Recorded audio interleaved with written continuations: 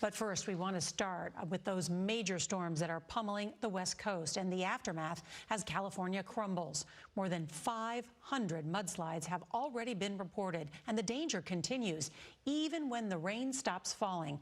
That's because the soil and hills are saturated, increasing the risk of landslides, mudslides, and sinkholes. California governor saying today at least 20 people have died from the storms, and President Biden is sent to tour the damage on Thursday.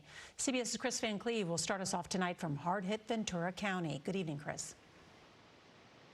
Nora, there is destruction from north of San Francisco to south of San Diego. Take a look at this. The ground beneath this road gave out. The crews working to repair this mountain highway tell us damage stretches here more than 30 miles. And that is the story across the Golden State tonight.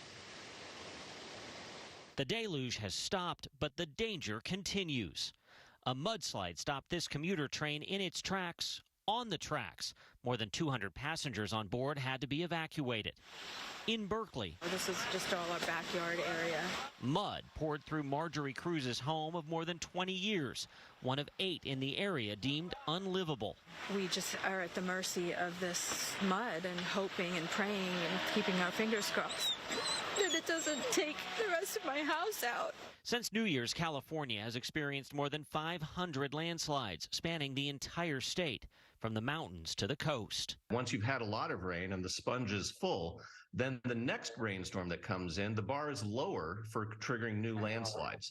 The present danger rooted in the past. Get out of here! In 2005, this slide on a clear morning swallowed up the community of La Conchita. 10 people died. And there has been a huge landslide. Nearly a decade later, one of the nation's worst ever mudslides in the town of Oso, Washington. 43 killed, also without warning. It was the rain in the month before that ended up triggering it. So the hazard doesn't go away when the rain stops. The record rain also brings the hazard of flooding, causing roads to buckle, sinkholes to open up, boulders to crash down.